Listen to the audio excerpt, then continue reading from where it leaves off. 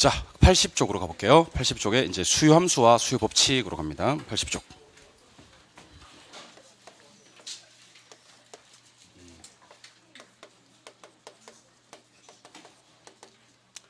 법칙 두 가지 있습니다. 수요 법칙과 공급 법칙 이렇게 두 가지가 있는데, 법칙은 수요 법칙이든 공급 법칙이든 PQ의 관계를 따지는데, 이거 순서를 좀 기억하세요. 가격과 양의 관계지 양과 가격의 관계는 법칙이 아닙니다. 항상 P가 먼저 뜨고 Q가 나중에 뜬다는 걸 꼭 좀 기억해 주세요. 나중에 공부하시다 보면 원래 가격이 상승하면 수요량은 감소하고 가격이 하락하면 수요량이 증가된다 그래서 가격과 수요량은 반비례 관계라 그랬거든요.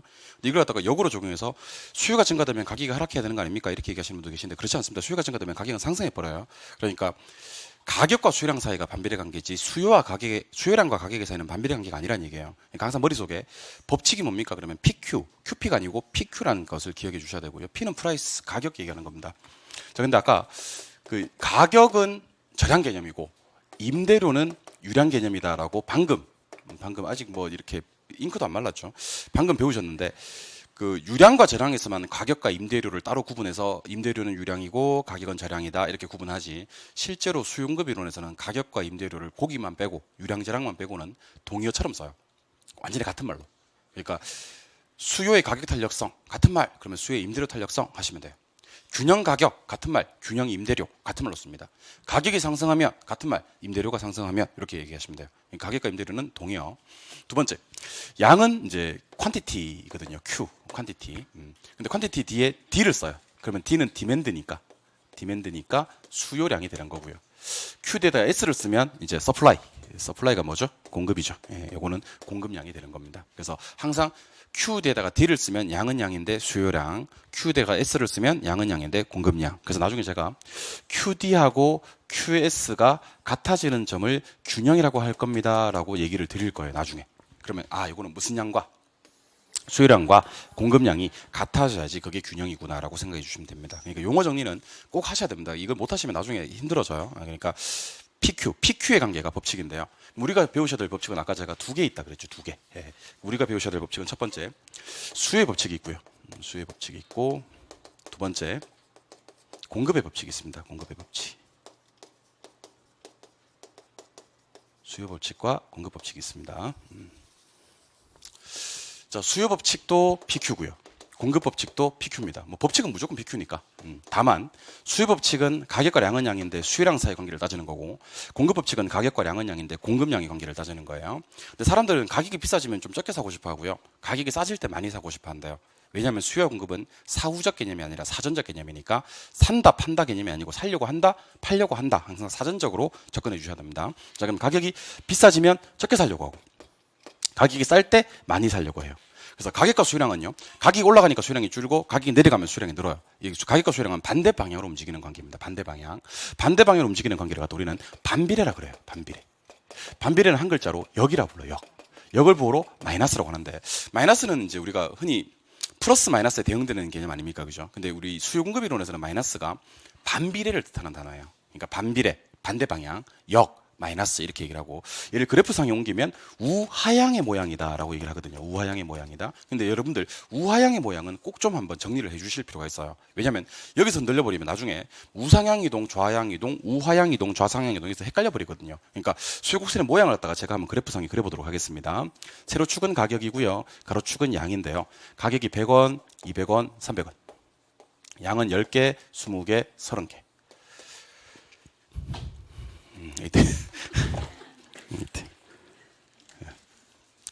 이때 수요 곡선은요, 이렇게 우측하면서 점점 내려오는 모양이다라고 얘기를 해요. 수요 곡선의 모양은 점점 내려오는 모양이다.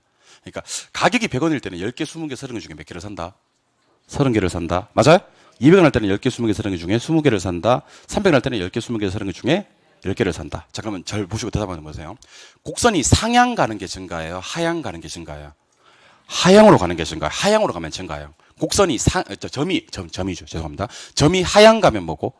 증가하고 양이 증가되는 거고, 상향 가면 양이 감소하는 건데, 수요 곡선을 그릴 때는 자, 검지 한번 꺼내 보실래요? 검지 꺼내서 꼭 요렇게 그리세요. 어떻게요? 요렇게. 수요 곡선은 우측으로 가면서 점점 내려오는 모양이다. 그래서 이걸 우하향이라 그래요. 별게 아니야. 그러니까 수요 곡선의 모양은 우측으로 가면서 점점 내려오는 디맨드 커버의 모양은 우하향의 모양이다라고 기억하시는 겁니다. 그러니까 얘를 왜 제가 그려보라고 하는지 아세요? 이걸 요래 그려도 이 모양이 나오긴 해요. 근데 그렇게 되면 자상향이 돼버리거든, 모양이. 우리가 용어는 항상 우리가 약속이거든요.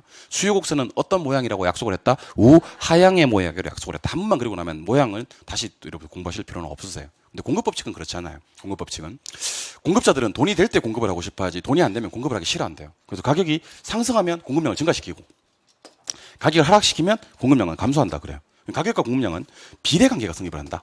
비례는 한 글자로 정은 보로 플러스, 얘를 그래프상에 표시하면 우상향의 모양이다 그래. 우상향의 모양이다. 그래서 같은 방향을 정비례 그러기도 하고요. 그냥 비례 그러기도 해요. 비례, 그 다음에 그 다음에 플러스 우상향인데 마찬가지입니다. 여러분들 칩을 한번 보시죠. 세로축이 가격이고요. 가로축이 양일 때 이거는 S가 되겠죠. 이건 D가 되고, 가격이 100원, 200원, 300원, 양은 10개, 20개, 30개입니다. 근데 공급 곡선의 모양은 우리가 이렇게 우상향의 모양이라 그래요. 우상향의 모양은 우측하면서 점점 올라간다. 뭐 이렇게. 이걸 이제 서플라이 커버라고 하는데, 대답 한번 해볼래요? 서플라이 커버. 100원 할 때는 몇 개 팔고 10개, 200원 할 때는 20개, 300원 할 때는 30개. 가격이 올라갈수록 많이 판단한 겁니다. 근데 공급 곡선은요, 아까는 곡선 점이 상향으로 가면 감소라 그랬고 하향으로 가야지 증가라 그랬죠.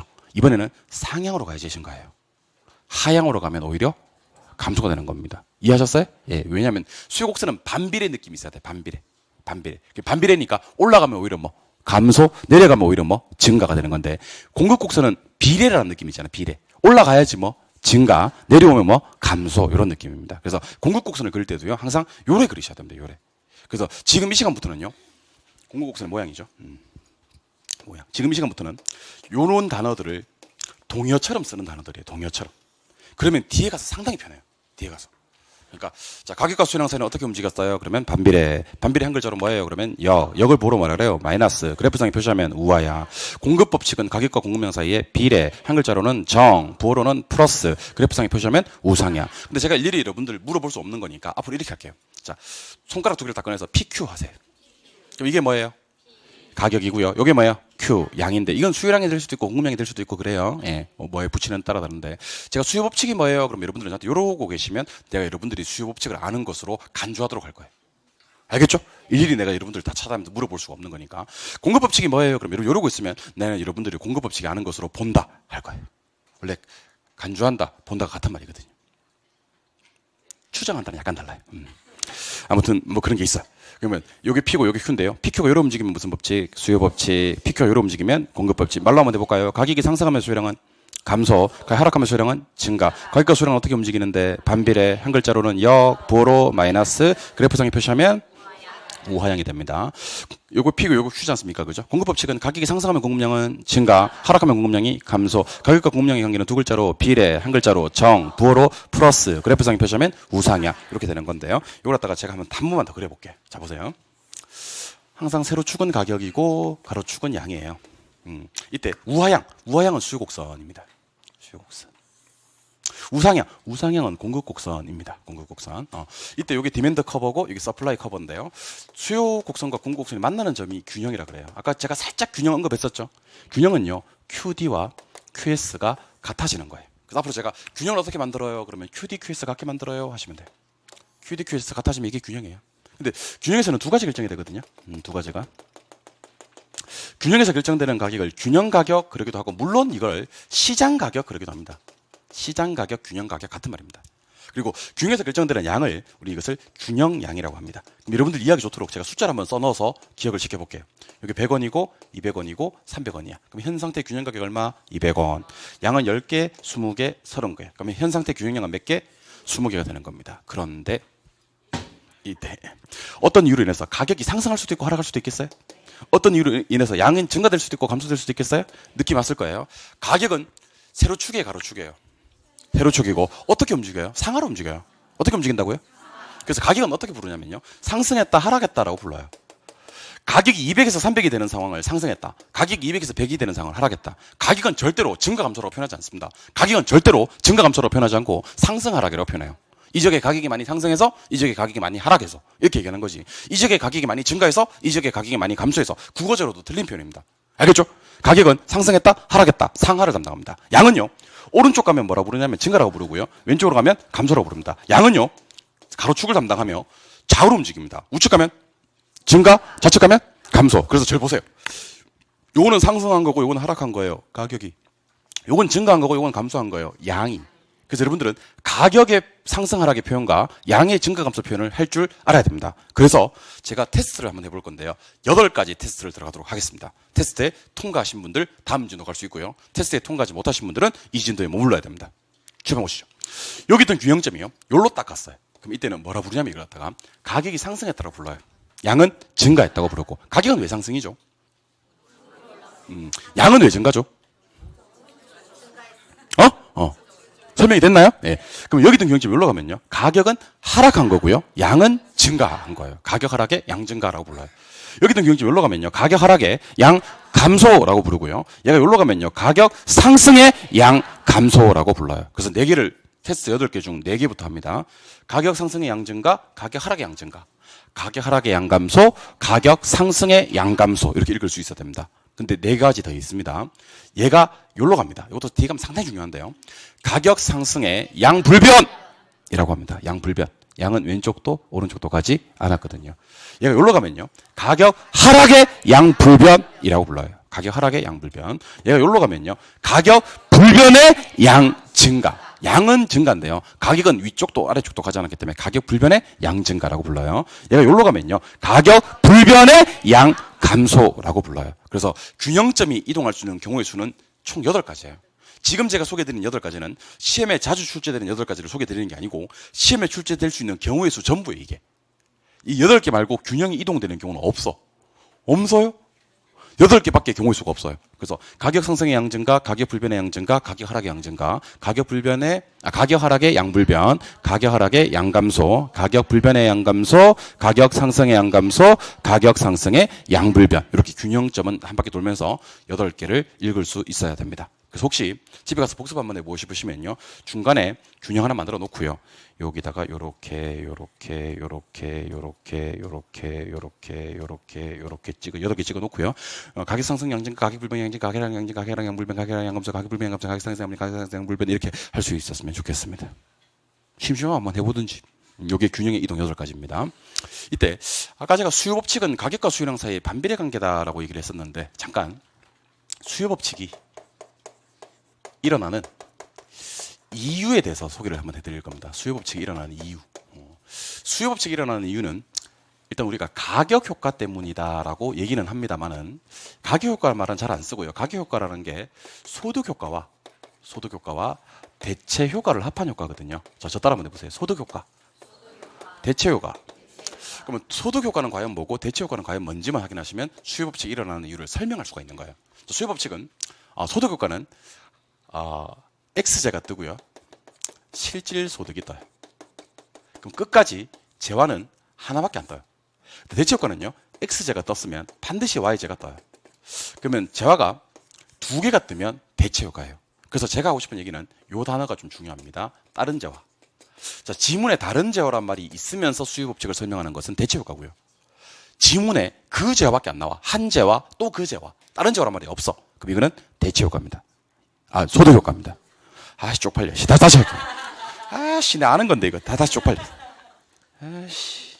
여러분들 오해하지 마세요. 내 원래 아는 거예요. 잠깐 말이 안 나왔어요. 여러분들 한 번씩 말 안 나오면 그렇게 지랄하면서 지도 잘 못하고, 그죠? 미안합니다. 네. 미안합니다. 반성합니다. 자, 한 재화가 뜨고, 결국에는 그 재화가 뜨고, 실질 소득 요런 나라가 떴으면 무슨 효과? 소득 효과고, 한 재화가 떴으면 꼭 비교 대상인 다른 재화 하나 더 떠. 그럼 무슨 효과? 대체 효과. 소개해 드릴게요. 자, 옛날에 once upon a time. 자, 소득이 10,000원인 사람이 살았어요. 옛날에 소득이 10,000원인 사람이 살았는데 이 사람이 콜라를 너무 좋아하는 거예요. 콜라가 얼마냐면 500원이에요. 500원. 근데 콜라를 몇 개 수요하냐면요.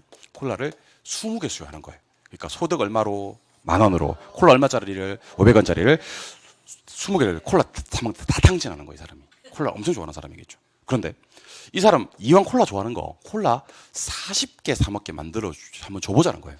방법이 두 가지 방법이 있는데 첫 번째는 콜라 가격을 250원으로 떨어뜨려 버리면요 10,000원으로 40개 살 수 있습니다. 맞나요? 근데 가격을 떨어뜨리지 않고 40개 사 먹는 방법이 있다 없다? 있다 그랬어요. 두 가지 방법이 있다 그랬으니까 소득을 2만 원으로 증가시켜 버리면 또 사 먹을 수가 있겠죠. 자 그러면 대답하세요. 가격이 많은 거랑 떨어지는 거랑 소득이 많은 거랑 증가되는 것은 같은 효과라는 얘기예요. 그래서 수요량은 증가될 수가 있다고 설명하는 것을 소득 효과라고 합니다. 알겠죠? 그러니까 여러분들 한번 생각해 보세요. 가격이 떨어지면요. 내 소득은 가만히 있더라도요. 내 실질 소득이 증가되는 것 같아. 그래서 수요량이 증가될 수 있다. 이게 소득 효과라고요. 이번에는 저랑 이거 한번 해보겠습니다. 자, 사이다가 500원이에요. 콜라가 500원이고요. 지금 외국 같은데 여행 가서는 사이다 달라 그러면 외국 사람들은 사이다 몰라요. 알겠죠? 예, 스프라이트 달라 그래야 돼. 스프라이트. 아니면 세븐업 달라 그래야 돼. 알겠죠? 외국에 사이다 없다니까. 칠성 사이다 주세요. 그러면 안 된다니까. 뭐 듣고 알아서 하세요. 그러면 사이다가 500원이고 콜라가 500원인데요. 둘은 대체제예요. 듣고 있나? 예. 여기서 이제 우리가 약속을 하나 하셔야 됩니다. 제가 방금 사이다 500원, 콜라 500원 둘은 대체제라 그랬지 않습니까? 그러면 여기서 대체제란 말이 제입에서 나오는 순간 콜라 500원이고 사이다 500원일 때 뭐 드실 거예요? 그랬을 때 여러분들은 저한테 아무거나 라고 하셔야 됩니다. 그래야지 진도가 나가져요. 알겠죠? 한번 해볼까? 콜라 500원, 사이다 500원, 둘은 대체제 뭐 드실 거예요? 실제로 진짜 아무거나 먹고 있네. 보니까 콜라가 수요량이 20개예요. 근데 사이다도 20개예요. 그러니까 값이 대체제라서 같으니까 이것은 몇 개 사고 사람들이 20개. 요거 몇 개 사더라? 20개. 근데 이제는 아무도 사이다 안 사 먹게 만들고 싶어요. 사이다 사 먹던 20놈들이 전부 다 뭐로 넘어와서? 콜라로 넘어와서 콜라 수요량을 40개로 만들어 보고 싶다는 것이. 이 방법이 두 개의 방법이 있는데요. 첫 번째, 콜라 가격을 250원으로 떨어뜨리면 돼요. 맞아요? 그럼 아무도 사이다 안 사 먹는 거지. 전부 다 콜라로 넘어오는 거지. 됐어요? 근데 콜라 가격을 떨어뜨리지 않고 다 콜라 사 먹게 만드는 방법이 있다 없다? 있다. 사이다 가격을 올려버리면 돼요. 이해하셨어요?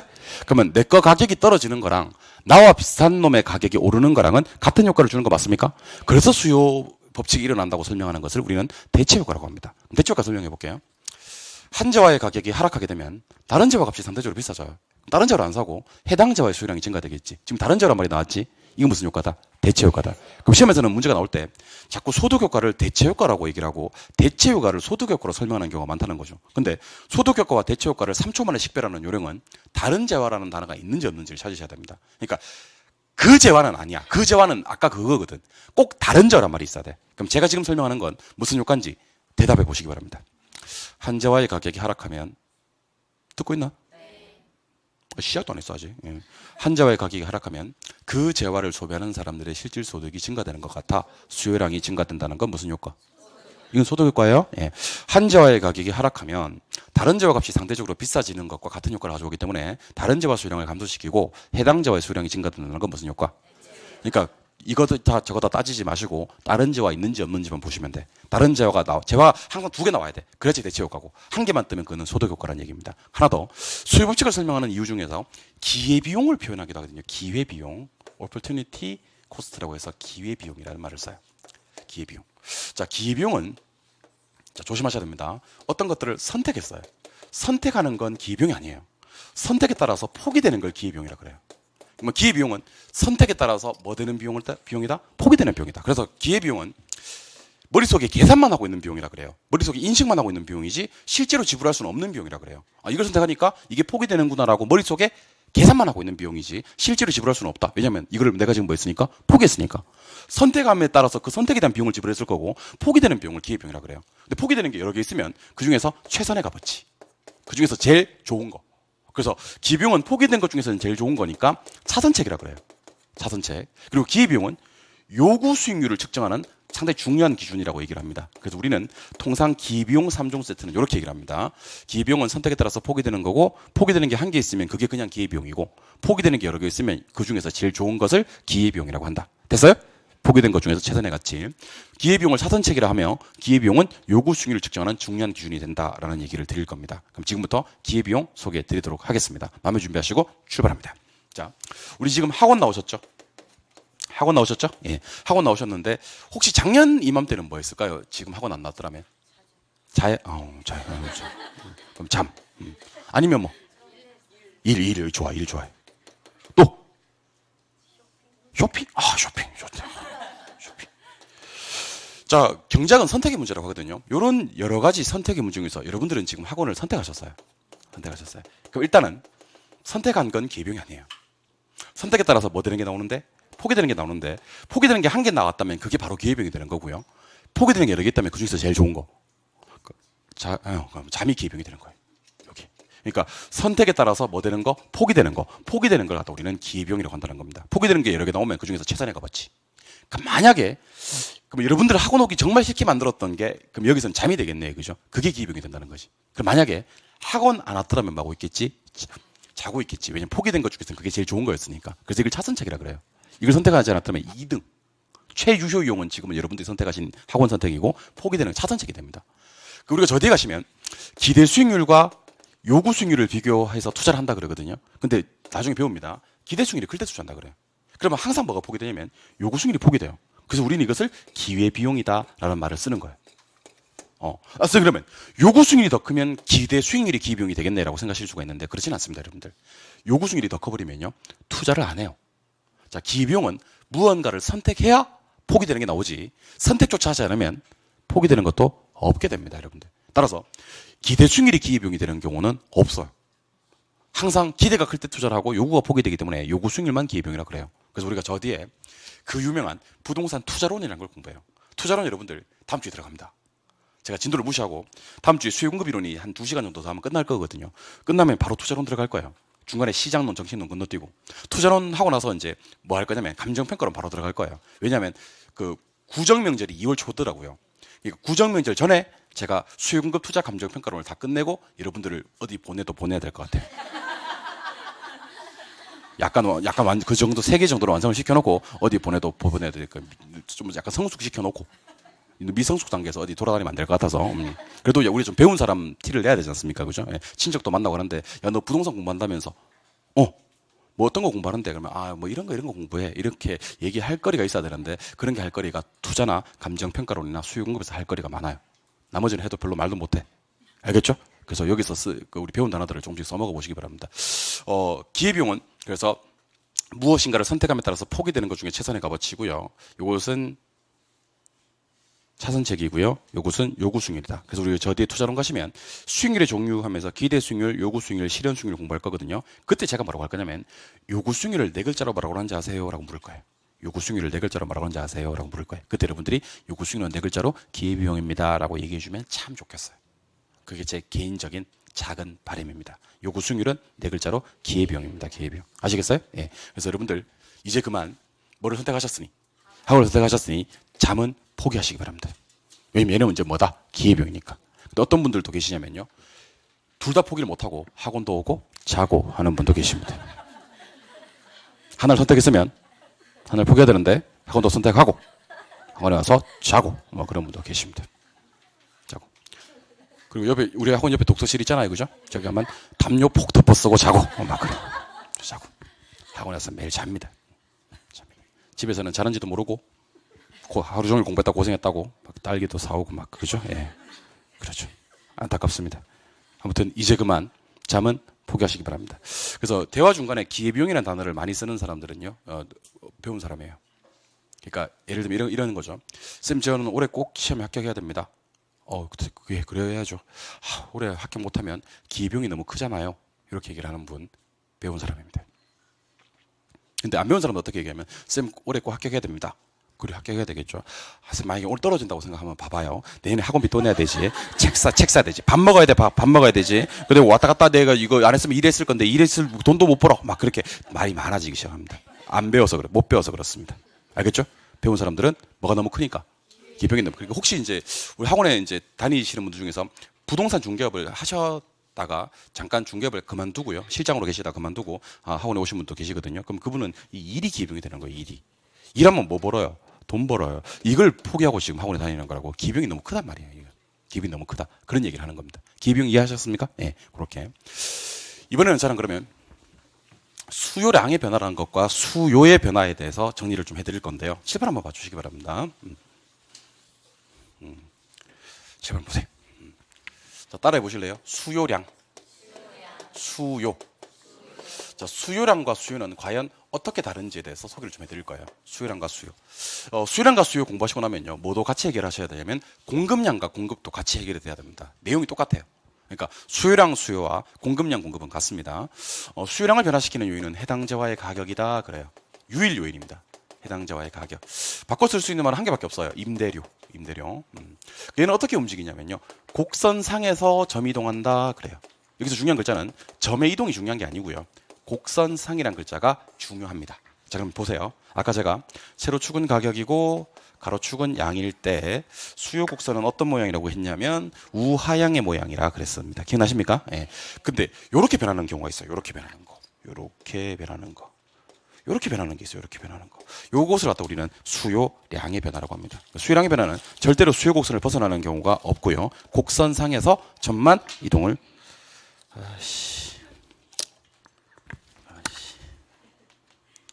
곡선상에서 점 이동을 합니다. 제가 예전에는 분필이 떨어져도 잘 못 주웠어요. 살이 쪄서. 요즘 제가 운동하거든요. 운동하기 때문에 제가 떨어져 죽을 수 있습니다. 약간 긴가민가 했는데 쥐어보니까 괜찮네. 이것도 줘야지. 괜찮아요. 예전에 저 분필 줍다가 저기 바지 터진 적이 한 번 있어요. 진짜 있어요. 바지 두째 시간, 셋째 시간 들어갈 때 휴강했어요. 수업을 못했어요.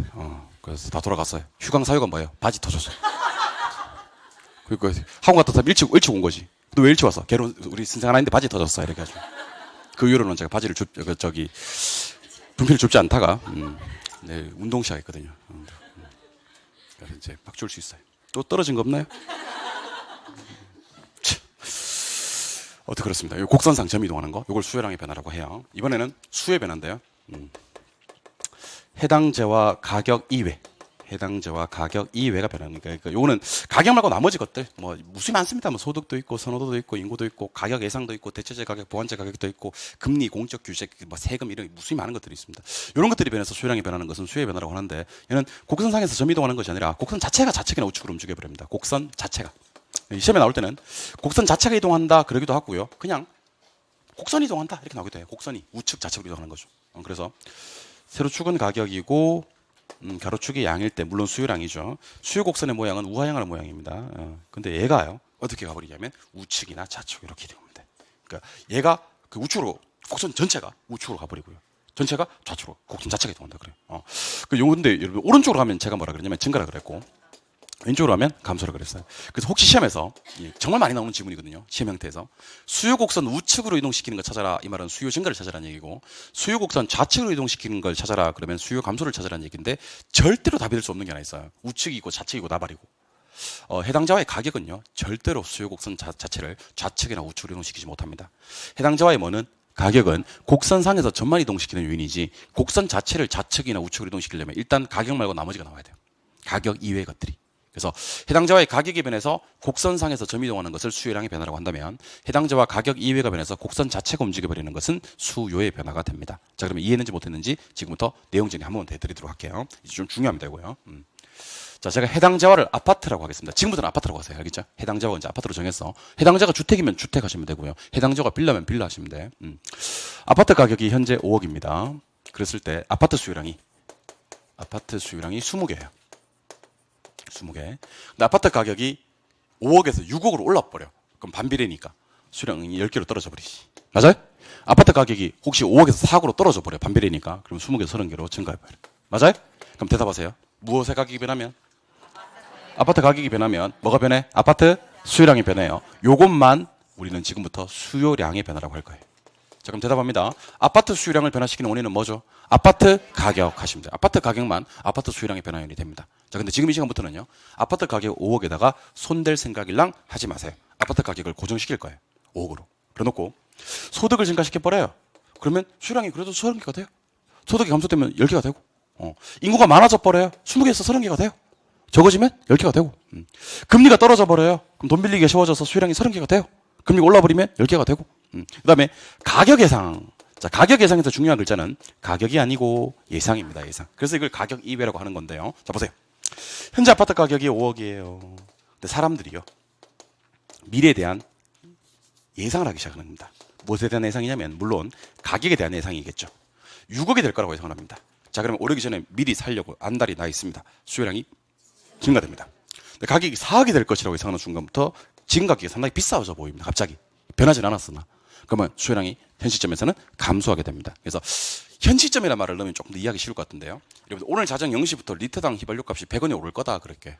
그럼 지금 기름 넣으러 가면 가격이 변했어 안 변했어? 안 변했는데 가격이 100원 오를 거라고 예상하는 순간 지금 가격 지금 시점에서는 싸지죠, 그죠? 예, 그럼 지금 시점에서 수요는 증가됩니다. 지금 시점에서는 예. 근데 가격이 휘발유 가격이 리터당 100원씩 떨어질 것이라고 예상을 해요. 정부가 뭐 이렇게 세금을 까줬대요. 그러면 이제 자정 0시부터 가격이 떨어지는 거잖아요. 그러면 지금 휘발유 넣으러 가면 가격이 싸요, 비싸요? 비싸죠. 뭐 현 시점에서는 수요가 감소할 겁니다. 그러면 여러분들 생각에 가격이 오를 것이라는 예상이 수요를 증가시켜요? 내릴 것이라는 예상이 수요를 증가시켜요? 오를 거라고 예상해야지 현 시점에서 미리 사두게 됩니다. 내릴 거라고 예상하면 수요가 감소된다고요. 이해하셨어요? 예. 이번에는 빌라 가격을 해볼 건데요. 자, 빌라 가격이 현재 5억이에요. 물론 아파트 가격도 5억이죠. 근데 제가 중요한 얘기를 한번 할 거예요. 둘은 대체제입니다. 그렇게. 대체제. 자, 마음에 준비하시고 대답하세요. 아파트가 5억이에요. 빌라가 5억이에요. 둘은 대체제입니다. 뭐 사실 거예요? 아무거나 이렇게. 모르긴 또 뭘 몰라요. 뭐. 아무거나 이렇게 해야지. 똑같은 거잖아. 아까 콜라 500원, 사이다 500원, 대체제 뭐 사실 거예요? 아무거나 똑같은 거잖아. 같은 거예요. 예. 아무거나 사실 거예요? 예. 근데 빌라 가격이 6억 올라버립니다. 뭐 사실 거예요? 아파트 가격이 변했나요? 안 변했죠. 근데 빌라 가격이 변해도 아파트 수요량이 변화될 수가 있다는 겁니다. 그래서 저는 이걸 갖다가 빌라를 대체제라고 할게요. 대체제 가격. 대체제 가격이 변화해도 아파트 수요량이 변화될 수 있다 없다? 있다. 자, 근데 이때 이런 것들이 변해서 아파트 수요량이 변하는 것은 더 이상 아파트 수요량의 변화라고 하지 않을래요. 이런 것들은 아파트 수요량의 변화가 아니라 아파트 수요의 변화라고 한다는 얘기예요. 결국 수요량을 변화시키는 원인과 수요를 변화시키는 요인은 원인이 달라요. 원인이. 얘가 변해서 얘가 변하는 것은 수요량의 변화고 얘네들이 변해서 얘가 변하는 것은 수요의 변화가 되는 거거든요. 그럼 얘를 심해 나올 때 어떻게 표현하냐면 해당자와, 여기서는 아파트가 해당자와지만 해당자와 가격이라고 해야 돼요. 그럼 얘네들은 뭐라고 부르냐면요, 해당자와 가격 이외라고 부르는 겁니다. 뭐 뭔지 알겠죠? 예. 근데 정말 여러분 조심하셔야 될 게 하나 있어요. 아파트 수요량을 변화시키는 요인이 뭡니까? 그러면 여러분들은 가격 그러시면 안 돼요. 아파트 수요를 변화시키는 요인은 뭡니까? 그러면 가격 이외 그러시면 안 된다고요. 좀 귀찮아도 해당자와 가격 이외 이렇게 얘기를 해주셔야 된다고. 왜 해당자를 붙이셔야 되는지 알려드립니다. 왜 해당자를 붙이셔야 되냐면 얘 때문에 그래요. 얘 때문에. 다른 애들은 괜찮은데 가격 이외 그래도 그냥 괜찮은데 얘 때문에 그래요. 얘 끝날 때 뭐로 끝났죠? 가격으로 끝났죠. 근데 제가 이걸 가격에 넣었어요? 가격 이외에 넣었어요? 가격으로 끝났는데 가격 이외에 넣었잖아요. 그러니까 가격 이외에 하면 안 된다니까. 얘 가격인데 가격 이외로 갔거든. 그래서 이렇게 합시다. 수요량을 변화시키는 요인은 해당자와의 가격. 수요를 변화시키는 요인은 해당자와 가격 이외. 자, 그래서 아파트를 예를 들게요. 아파트 수요량을 변화시키는 원인은요, 아파트 가격만 변해야 돼요.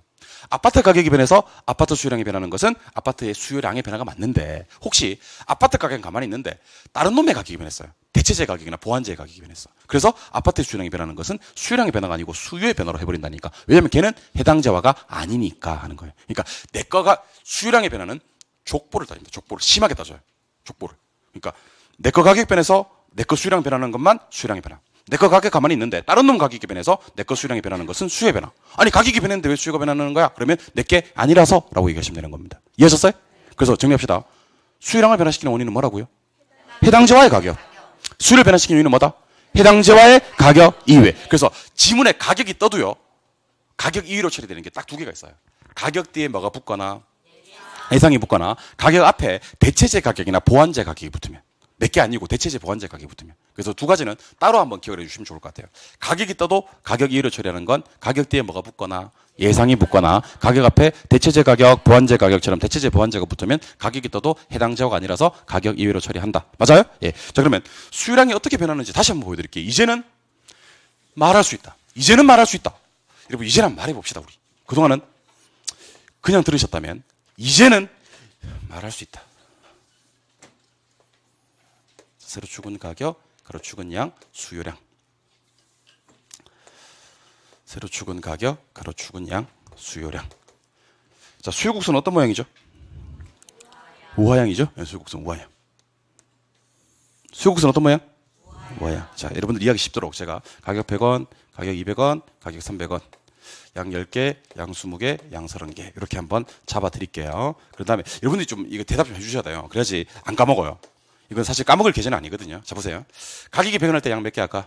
30개, 200원 할 때 20개, 300원 할 때 10개. 자 실판 보세요. 방금 양이 뭐 10개, 20개, 30개 이렇게 변했잖아. 왜 변했죠? 아파트 가격이 변했잖아. 가격이 변해서 수량이 변하는 거라고. 이걸 수량이 변하고 하는데 그러면 여러분 보세요. 150원일 때는 몇 개냐면 25개야. 250원일 때는 몇 개냐면 15개고. 이해하셨어요? 그러니까 절대로요. 곡선을 벗어나지 않는 거예요. 곡선상에서 점이동하는 거예요. 그럼 곡선상이 중요해? 점이동이 중요해? 곡선상이 중요해요. 곡선상. 점은 안 중요해요. 점은 안 중요해. 곡선상이 중요해? 점이 중요해? 곡선을 벗어나지 않는다. 그럼 수의 변화가 먼저 알려드리겠습니다. 자 보세요. 가격 200원일 때 수량 몇 개? 20개. 자 근데 지금부터 가격 200원에 손댈 생각이랑 하지 마세요. 가격을 바꾸지 않을 거거든요. 보고 계십니까? 그리고 여러분들 이 라인을 잘 보세요. 이 라인. 가격 200원 라인 보고 계세요? 여기서 소득을 증가시켜버려요. 가격 200원 라인에서. 소득을 증가시켜버리면 원래 몇 개 사던 놈이 20개 사던 놈이 30개 살 수 있고 없고. 어? 가격 200원 라인에서 소득이 감소돼버리면 원래 20개 사던 데서 10개밖에 못 사는 경우가 있다는 거지. 맞아요? 그럼 대답 한번 해보실래요? 여기 있던 점이 1로, 여기 있던 점이 1로 이렇게 이동했어 안 했어? 했죠? 여기 있던 점이 1로, 여기 있던 점이 1로 이동했어 안 했어? 그래서 아까 제가 점 이동은 중요하지 않는 거라고 얘기한 거예요. 점은 위에서도 이동하고 아래에서도 이동하니까. 점은 이동해요. 근데 이번에는 곡선상에서 점이 찍히나요? 벗어나서 찍히나요? 벗어나서 찍히는 거예요. 벗어나는 놈들을 다 연결해보면 이렇게 돼요. 이렇게. 이렇게. 이걸 갖다 우리는 곡선 자체 이동이다라고 얘기를 합니다. 곡선 자체 이동 또는 곡선의 이동. 그러니까 곡선인지 곡선상인지가 중요한 거예요. 근데 제가 이런 얘기 한 적 있죠. 오른쪽으로 가면 뭐고? 증가고, 왼쪽으로 가면? 근데 작년에 이제 시험 문제가 어떻게 나왔냐면, 수요 곡선이 우상향 이동되었다, 좌하향 이동되었다, 이런 말이 나온 적이 있거든요. 근데 여러분들, 우상향 이동, 좌하향 이동 나오니까, 아까 들었던 모양하고 또 헷갈려요. 여러분들, 수요 곡선은 어떤 모양이죠? 우하향의 모양이죠. 이거 기억납니까? 그런데 이 우하향하는 모양의 무슨 곡선이 수요 곡선이 뭐가 변할 때는 수요가 변할 때는 어떻게 움직이는데 곡선 자체가 이동을 하는데 증가될 때는 우측으로 하면서 올라가. 그래서 우상향 이동하고 어떻게 이동하고 우상향 이동하고 이거는 이동이야 이동. 우상향 이동하고 감소될 때는 어떻게 이동하냐면 좌측으로 하면서 내려와 좌하향 이동한다 이렇게 얘기하는 거예요. 좌하향 이동한다 이렇게. 이건 이동이야 이동. 우상향 이동, 좌향 이동. 근데 우상향 이동, 좌향 이동 이거는 여러분들 시험에서 우상향인데 우하향으로 된다든지 좌하향인데 좌상향으로 된다든지 그러지 않아. 그래서 제가 하고 싶은 얘기는 뭐가 중요하냐면 우와 좌가 중요해. 수요곡선이 우측 가면 무조건 뭐고? 증가. 좌측 가면 원래는 시험에 그렇게 나와. 우측 좌측으로 나오는데 실제로 혹시 수요곡선이 우상향 이동했다, 좌향 이동했다 그러니까 어떤 얘기를 하시는 분이 계시냐면 개론성은 일관성이 없다는 거야 나한테. 개론성은 일관성이 없어 그래요. 왜요? 그러면 아니 어떨 때는 우하향이라 그래놓고 어떨 때도 우상향이라 그래놓고 있다가 또 좌향이라 그랬다가 개론성이 일관성이 없어 그래. 여러분들 내가 일관성이 없는 거예요? 여러분들 머리가 일관되지 않는 거예요. 그러니까 어떤 모양의 수요곡선이 우하향하는 모양의 수요곡선이 증가될 때는 어떻게 이동하고 우상향 이동되고 감소될 때는 좌향 이동된다. 이해하셨어요? 그러면 여러분들 연필 한번 그려봐요. 연필. 샤프 볼펜 다 괜찮아요. 우하향을 만들어봐요. 이렇게 저처럼 이렇게 우하향을 아니 이렇게 모양을 그렇지 그렇게 하라는 거지. 만들었어요? 그럼 이거는 무슨 모양의? 우하향하는 모양의 수요곡선이죠. 맞아요? 그럼 옆에 들고 계세요. 들고만 계세요. 제가 지금 하고 있는 짓은 수요량의 변화예요? 수요 변화예요? 수요량의 변화지. 그럼 이거는 해당자와의 가격의 변화에서 곡선상에서 점 이동하는 거지. 요거 이렇게 똑같이 해봐요. 요거는 무슨 변화죠? 수요 변화죠. 그러면 여러분들 우하향하는 모양을요. 결 따라 우측으로 한번 쭉 밀어볼래요? 그러면 상향 갈 수밖에 없어요. 얘가요 우하향 갈 수가 없어요. 그러니까 우상향 갈 수밖에 없어요. 그런데 수요 감소될 때 어떻게 하냐면 좌하향 갈 수밖에 없어요. 얘가요. 그러니까 우하향하는 모양의 수요곡선은요. 증가가 우상향 이동이고 감소는 좌향 이동이니까 우리는 뭐만 기억하시냐면 우측 좌측만 기억하면 돼. 우측 가면 뭐 증가, 좌측 가면 뭐 감소. 심해서 혹시 물어도 증가될 때는 우상향으로 갈 수밖에 없고 감소될 때는 좌하향으로 갈 수밖에 없다 이렇게 되는 겁니다. 여러분들 요거 잘 안 되시는 분들 자 한 번 더 할게요. 칠판 저기 새 거로 바꿨어요. 네. 자 해당자와의 가격이 변해서 동일 수요 곡선상에서 점 이동하는 거에 수요량이 변화예요. 이거는 해당자와의 가격이 변했을 거고 곡선상에 점 이동하는 거고 이게 수요량이 변화예요. 이거는 수요 변화인데요. 해당자와 가격 이외가 변해서 곡선 자체가 움직이는 거예요. 근데 얘가 증가될 때는 우상향 가고요. 감소될 때는 좌향 가는데요. 그럴 필요가 없이 우측 좌측만 기억하셔도 관계없다는 겁니다. 이해하셨어요? 그럼 이거 이해하신 분들만 제가 1위로 모시겠습니다. 자, 이해하신 분들 지금부터 이름 모시겠습니다. 쌤, 그럼 나는 이해 못했는데 어떡하지? 하시는 분들은 요것만 쳐다보고 계세요. 괜히 넘어와서 여러 사람 힘들게 하지 마시고. 알겠죠? 지금 제가 여러분들한테 뭘 소개해 드릴 거냐면, 이해하신 분들, 공급량의 변화와 공급의 변화에 대해서 얘기를 좀 해볼 거예요. 공급량의 변화와 공급의 변화. 잘 봐요. 공급량을 변화시킨 요인은 뭘까? 해당자와의 가격. 좋습니다. 해당자와의 가격. 혹시 어떻게 움직일까요? 곡선, 이상 소리 하지 말고, 자, 곡선, 점의 이동. 이해 못한 사람 넘어오지 말라 그랬잖아. 여러 사람 힘들게 하지 말고 정말 쳐다보고 있으라 그랬잖아. 왜 넘어와서 여러 사람 힘들게 합니까? 네, 미리 얘기해서 했었잖아요, 여러분들. 이런 사태가 벌어질 것 같아서. 이해 못한 사람 넘어오지 말라 그랬잖아. 넘어오지 말라 그랬잖아. 자, 이해 못한 사람들 저것만 쳐다보고 계시고, 하루 종일 오늘 이것만 쳐다봐. 이해하신 분들은 일로 넘어오세요. 차별도 하는 거예요, 차별도. 자, 이해하신 분들 넘어오셨나요? 얘는 어떻게 움직이죠? 곡선상? 점의 이동이죠. 곡선상이 중요해요, 점의 이동이 중요해요? 그러니까. 수업 변하잖아. 이해한 사람도 너무 이게 변하잖아. 곡선상이고 해당자와의 가격이 변하고. 그럼 공급곡선은 어떤 모양이죠?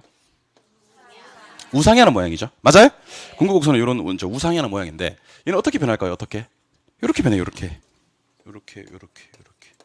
곡선상이 점이 이동한다고. 근데 공급의 변화는 뭐가 변해서 변하는 거죠?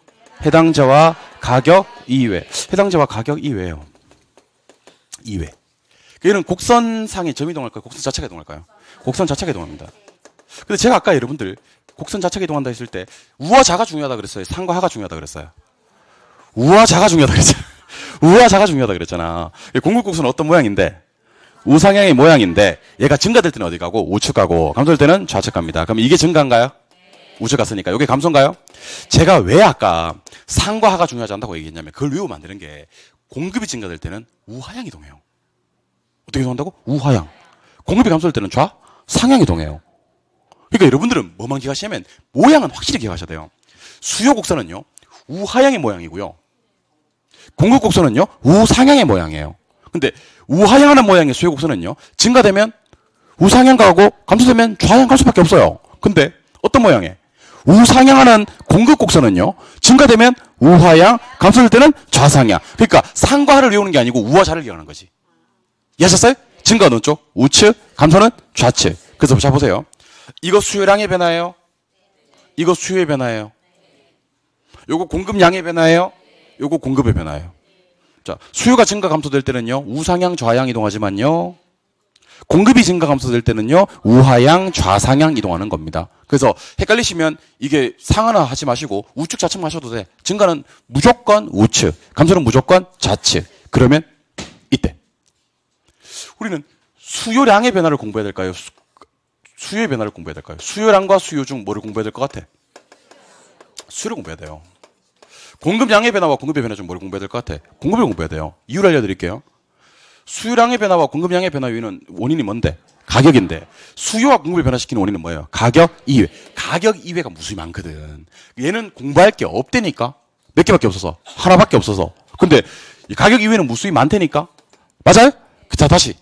수요량과 수요 중 뭐를 공부한다? 수요. 공급량과 공급 중 뭐를 공부한다? 공급. 그런데 여기서 중요한 게 있어요. 시험 문제가 나왔을 때는요, 시험 문제가 났을 때는 수요량과 공급량을 먼저 봐야 돼요.